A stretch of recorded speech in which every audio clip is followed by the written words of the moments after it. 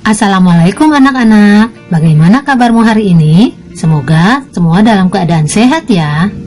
Ayo tetap semangat mengikuti pembelajaran hari ini. Anak-anak, hari ini kita akan membahas materi mengenai tindakan, motif, dan prinsip ekonomi.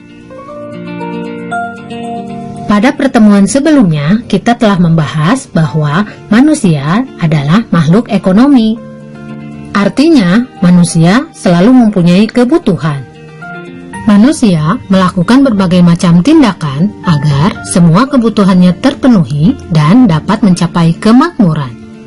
Segala kegiatan manusia untuk memenuhi berbagai kebutuhan hidupnya disebut dengan tindakan ekonomi. Bisakah kalian memberikan contoh apa saja yang termasuk tindakan ekonomi?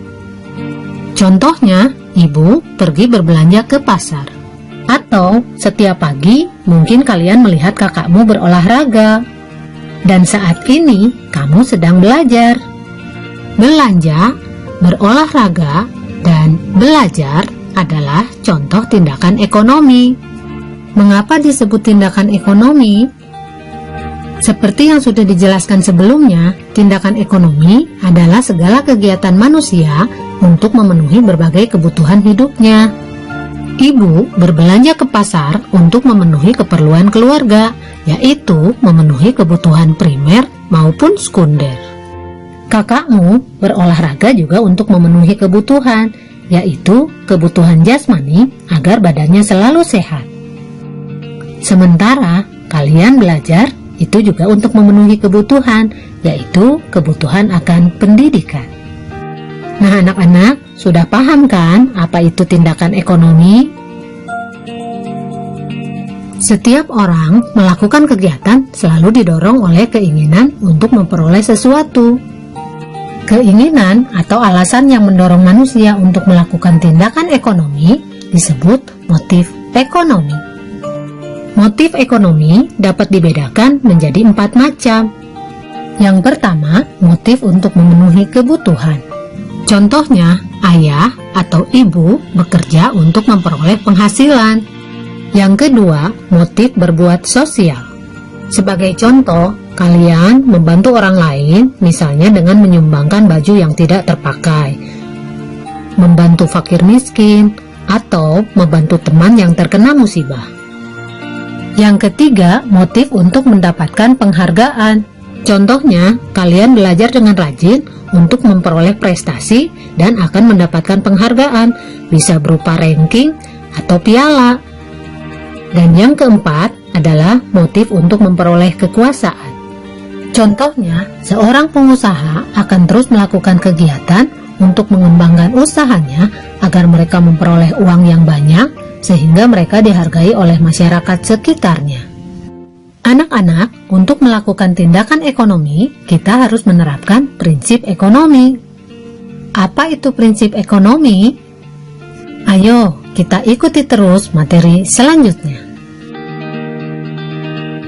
Prinsip ekonomi adalah usaha untuk mendapatkan hasil tertentu dengan pengorbanan yang sekecil mungkin. Dalam dunia usaha, prinsip ekonomi berhubungan dengan sebutan efisien dan efektif. Efisien artinya kegiatan yang dilakukan tepat untuk mencapai target tertentu. Sementara efektif artinya apa yang dilaksanakan benar. Sebagai contoh, harga sepatu di toko A 150.000, di toko B 149.000. Sementara di toko C, harga sepatu dengan kualitas yang sama Rp149.500. Coba, kalian akan membeli sepatu di toko yang mana? Ya, kalian pasti akan membeli sepatu di toko B, karena dengan kualitas yang sama, harga sepatu itu dapat lebih murah. Orang yang berpedoman pada prinsip ekonomi selalu melakukan pertimbangan-pertimbangan sehingga pengorbanan kita dapat memperoleh hasil yang maksimal. Prinsip ekonomi dapat diterapkan dalam kegiatan ekonomi. Penerapan prinsip ekonomi dalam kegiatan produksi. Pertama, menggunakan bahan mentah atau bahan baku dengan mutu yang baik. Yang kedua, mendirikan perusahaan yang dekat dengan lokasi bahan mentah atau bahan baku. Yang ketiga, menggunakan tenaga kerja dengan upah yang murah. Dan yang keempat, harus selalu hemat dalam biaya produksi.